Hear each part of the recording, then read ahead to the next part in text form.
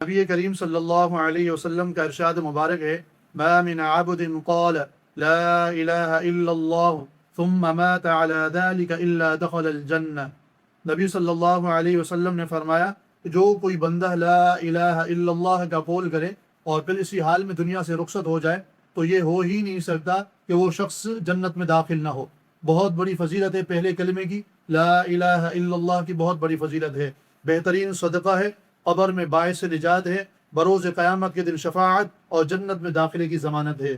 ہمارے کئی مسلمان بہن بھائی ایسے ہیں کہ پہلے کلمے کو صحیح طریقے سے پڑھتے ہی نہیں ہیں مخارج کے ساتھ، اور کئی غلطی کر لیتے ہیں۔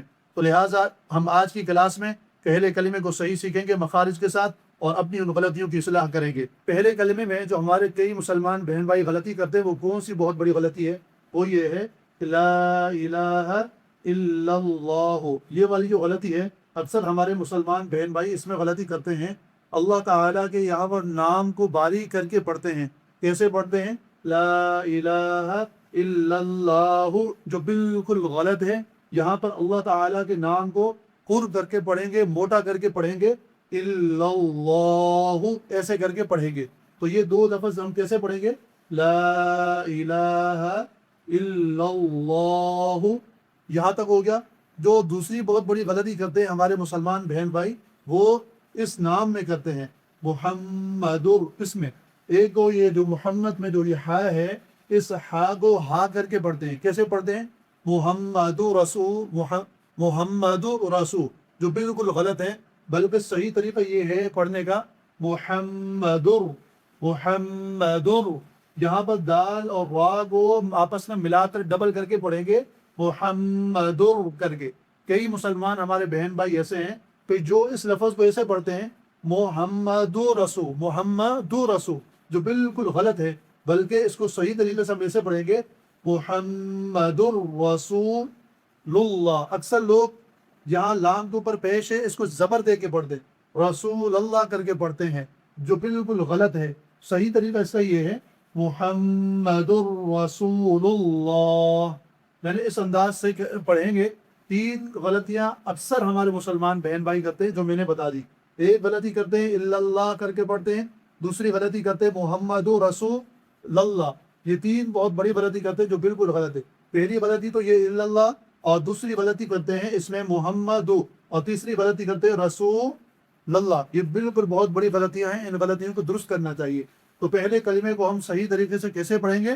اس طرح پڑھیں گے لا الہ الا اللہ محمد رسول اللہ۔ میں اس کلمے کو دوبارہ رپیٹ کرتا ہوں تاکہ ہمارا کلمہ صحیح ہو، اور پھر اس کے بعد ہم اپنے بچوں کو صحیح طریقے سے کلمہ سکھائیں۔ لا الہ الا اللہ محمد رسول اللہ، یہ ہے پہلا کلمہ۔ ایسے پہلے کلمے کو پڑھنا چاہیے۔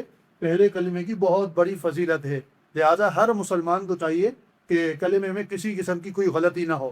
ہر مسلمان کو کلمہ صحیح طریقے سے سیکھنا چاہیے، اور کلمے کے سیکھنے کے ساتھ ساتھ، الفاظ کے سیکھنے کے ساتھ ساتھ خود بھی کلمے کے ترجمے کو سیکھیں، اور اپنے پیارے بچوں کو بھی کلمے کا ترجمہ ضرور بتائیں، ان کو ضرور سکھائیں۔ ترجمہ کیا ہے پہلے کلمے کا؟